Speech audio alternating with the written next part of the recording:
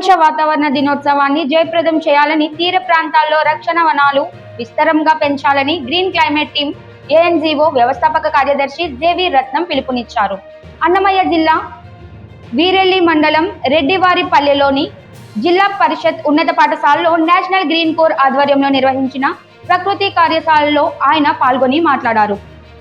ప్రపంచ వాతావరణ దినోత్సవం, వరల్డ్ మెటీరియాలజీ డే.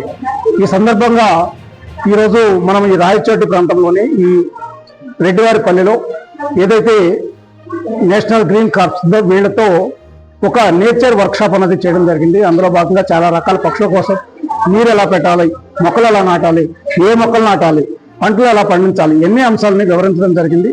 ప్రతి ఒక్కరూ కూడా పర్యావరణ హితంగా జీవించాలనే ఆలోచనతో ఈ ప్రోగ్రాం జరగడం జరిగింది. అంతేకాకుండా ఏ ఏ పక్షులు ఉన్నాయి, ఏ జంతువులు ఉన్నాయి, దానివల్ల మనకేంటి లాభం, రైతులకి ఏంటి లాభం అని వివరించడం జరిగింది.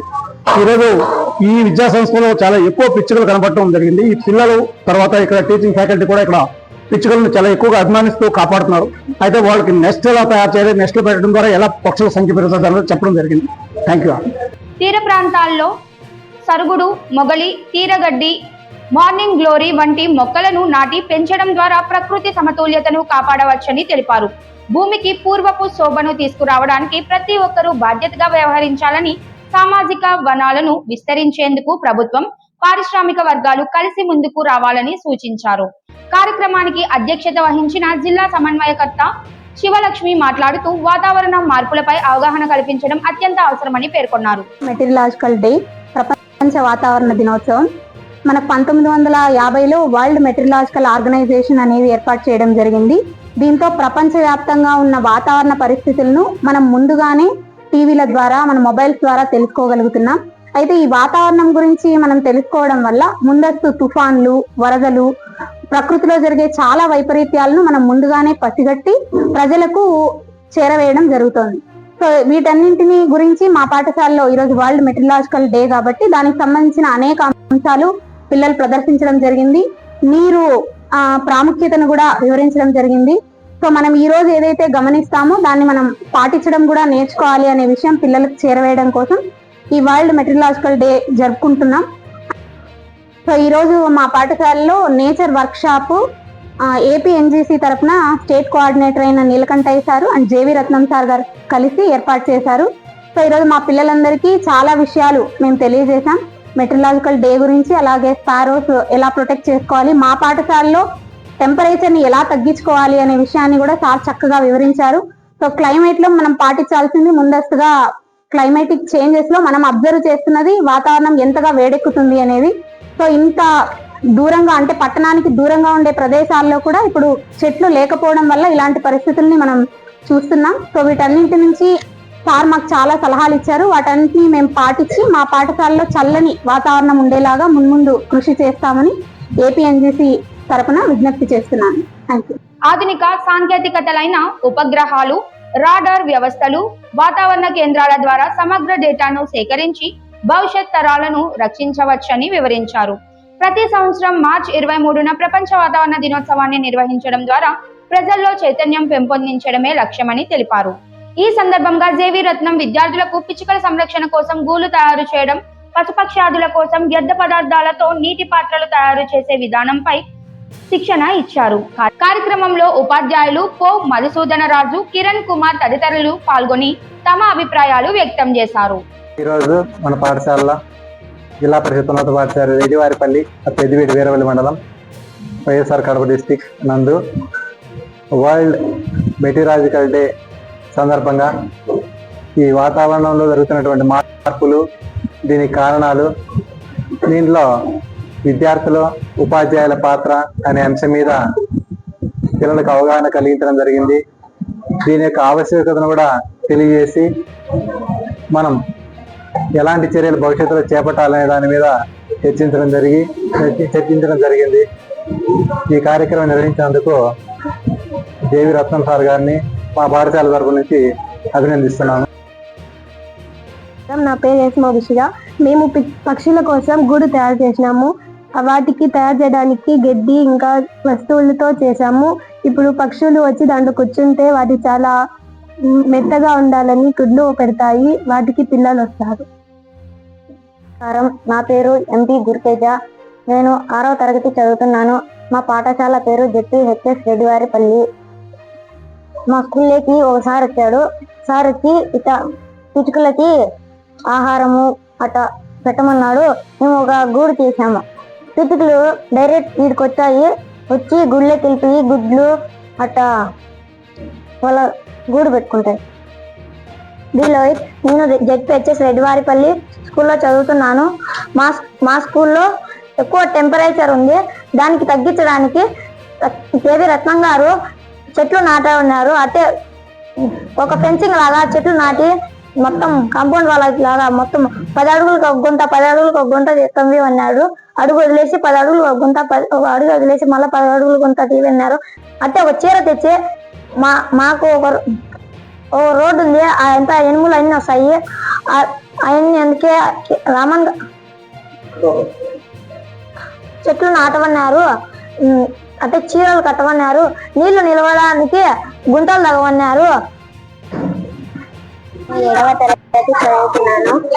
జెడ్పీహెచ్ఎస్ స్కూల్లో చదువుతున్నాను. నేషనల్ ట్రీస్ క్లబ్ గురించి చెప్తున్నాను. ట్రీస్ వలన ఫ్రూట్స్ వస్తాయి. ట్రీస్ వలన ఫ్లవర్స్ వెజిటేబుల్స్ వస్తాయి. ట్రీస్ నుండి డోర్స్ అండ్ విండోస్ కూడా చేయొచ్చు.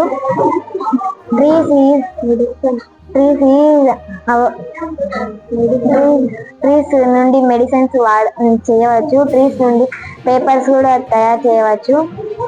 నా పేరు ఎం నితిన్ నరసింహ. ఒకసారి వచ్చి మాకు పక్షుల గురించి వివరించారు. పక్షులు ఉంటే అగ్రికల్చర్ వ్యవసాయం ఉంటుంది. పక్షులు లేకపోతే నమస్కారం. నా పేరు ఎంపీ గురుతేజ. నేను 6వ తరగతి చదువుతున్నాను. మా పాఠశాల పేరు జెడ్పీహెచ్ఎస్ రెడ్డివారిపల్లి. ఈరోజు మాకి ఓసారి వచ్చి జేవి రత్నం అనే సార్ వచ్చి మాకి పిచ్చుకల గురించి చెప్పాడు. ఫస్ట్ రోజు పిడికెడు బియ్యం తెచ్చి ఒక అంతా అందరూ తెచ్చి బాక్స్ లో వేయమన్నాడు. మళ్ళా చెట్టింట్లో ఏమన్నా ఆహారం గింజలు అట్ట పెడితే నేను 8వ తరగతి చదువుతున్నాను. జెడ్పీహెచ్ఎస్ హై స్కూల్ జెడ్పీహెచ్ఎస్ ఆర్బీపల్లిలో చదువుతున్నాను. టెంపరేచర్ చెట్లు బాగా పెంచడం చేయడం, మన చుట్టుపక్కల చెట్లు ఎక్కువగా ఉండడంతో పక్షులు మన గాలిని ఎయిర్ మొత్తం చెట్లు ఇస్తాయి. పిచ్చుకలు చెట్ల పైన ఉంటే ఎగురుతూ ఉంటాయి. 8th class. ఈరోజు జేబీ రత్నం గారు వచ్చి పక్షుల గురించి, వాతావరణం, టెంపరేచర్ గురించి, చెట్ల గురించి బాగా వివరించారు. ఉష్ణోగ్రత ఎక్కువ పెరుగుదల వల్ల చెట్లు బాగా పెంచాలి. పిచ్చుకలకు గూళ్ళు కట్టాలి. మా ఇంట్లో పిచ్చుకల గూళ్ళు ఉండవు. అవి రోజు వచ్చి ఆటాడుతూ ఉంటాయి. స్కూల్లో కూడా పెంచాలని చెప్పి ఆయన చెప్పారు. చెట్లు బాగా పెంచాలి. ఉష్ణోగ్రత తగ్గించాలి. గుంటలు తవ్వి నీళ్లు పోసి చెట్లు బాగా మెరుగుపరచాలి. వేపర్ అయ్యి క్లౌడ్స్ లో రెయిన్ పడుతుంది. కింద భూగర్భం చెట్లు ఇంకా బాగా పెరుగుతాయి. ఎక్కువైపోయి ఆ పంటలన్నిటినీ తినేసి మనకు పంటలు అనేవి సరిగ్గా రావు. పక్షులను మనము కాపాడుకోవడానికి మేము కొన్ని పక్షులు గూడ్లు పక్షుల కోసం నీటి పాత్రలు, గూడులు, ఆహార పాత్రలు చేశాము. అవి పక్షులు అన్ని ఎగురుకుంటూ వచ్చి చాలా పక్షులు ఇక్కడికి వచ్చి వీటిల్లోకి వెళ్ళి గూడు పెట్టుకుంటాయి. ఇంకా ఆహారాలు కూడా తింటాయి. ఆర్వీపల్లి రెడ్డివారిపల్లిలో నేను 7th క్లాస్ చదువుతున్నాను. టెంపరేచర్ ఎక్కువ అయిన వల్ల మనం చెట్లు నాటితే చల్లదనాన్ని వస్తుంది. టెంపరేచర్ తగ్గించవచ్చు. మనం గుంటలు తోగితే నీళ్లు వచ్చినప్పుడు లోపల భూగర్భానికి వెళ్ళి చెట్లు తీసుకొని మనకి ఆక్సిజన్ ఇస్తాయి, కూల్ గా ఇస్తాయి. మాకు ఈరోజు జేవి రత్నం సార్ గారు వచ్చి పిచ్చుకల గురించి చెప్పారు. రోజు పిడికెడు ధాన్యం తెచ్చి ఒక బాక్స్ లో వేస్తే పిచ్చుకలు వచ్చి వాటిని తిని గూడు పెట్టుకొని గుడ్లు చేసి పిల్లలు ఇస్తాయి. హ్యాపీ ఆశ్రిత. నేను 7వ తరగతి చదువుతున్నాను. జెడ్పీహెచ్ఎస్ రెడ్డివారిపల్లెలో చదువుతున్నాను. పొద్దున్న నుంచి మాకు జేవి రత్నం గారు చెప్పినవి పిచ్చుకల కోసం చెప్పినవి.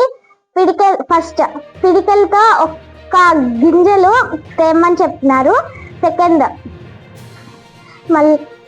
మొక్కలు నాటమన్నారు. తర్వాత దాని పక్కన గుంతలు తీయమన్నారు. 3, పాత చీరలు తెచ్చి దానికి ఫెన్సింగ్ లాగా వేయమని చెప్పారు. నా పేరు సి మహేష్ కుమార్. నేను జెడ్పీ రెడ్డివారిపల్లె హై స్కూల్ 8వ చదువుతున్నాను. మా స్కూల్లో చాలా పక్షులన్నీ ఉంటాయి. వాటి కోసం మేమైతే వరికంకులు మరియు బాటిల్తో ప్లాస్టిక్ వేస్ట్ కాకుండా విత్తు చేసాము. మనం ఇక్కడ ధాన్యం వేస్తే ఇక్కడ చిన్న హోల్ పెట్టాము. ఈ హోల్లో నుంచి బియ్యం వచ్చేసి ఇక్కడ పడతాయి. దీని పక్షులు తినేస్తాయి. ఇవి మన ఇంటికి గుమ్మానికి కడితే వీటిని వచ్చే పక్షులు తింటాయి.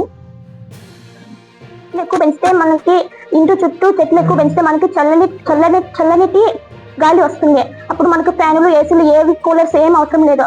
చల్లటి గాలి వస్తుంది. మనము ఆక్సిజన్ కూడా బాగా తీసుకోగలము. చెట్లు ఎక్కువ పెంచితే మన పర్యావరణాన్ని మనం బాగా కాపాడవచ్చు. నేను పెదివీడు రెడ్డివారిపల్లిలో చదువుతున్నాను. ఈరోజు నేషనల్ గ్రీన్ కార్ప్స్ గురించి చెప్తున్నాను. ఫస్ట్ ఆఫ్ ఆల్ ట్రీస్, చెట్లను పెంచాలి. చెట్లను పెంచడం వల్ల ఆక్సిజన్ వస్తుంది. సెకండ్, జేవి రత్నం గారు మా స్కూల్కి రెడ్డివారిపల్లి పెదివీడు గ్రామం స్కూల్కి వచ్చాడు. ఇక్కడ మేము ముందే పక్షులకి ధాన్యం, నీరు పోస్తాము. అలాగే మా ఇంట్లో ఒక బౌల్ తీసుకొని దాంట్లో గూడు తయారు చేసి దానికి ఒక హోల్ పెట్టి తాడుతో పైన కట్టాము. దాంట్లో పక్షులు 2 పక్షులు వచ్చాయి. తర్వాత ఎగ్స్ పెట్టాయి. పిల్లలు కొదిగాయి. ఇప్పుడు చాలా ఎక్కువ అయ్యాయి.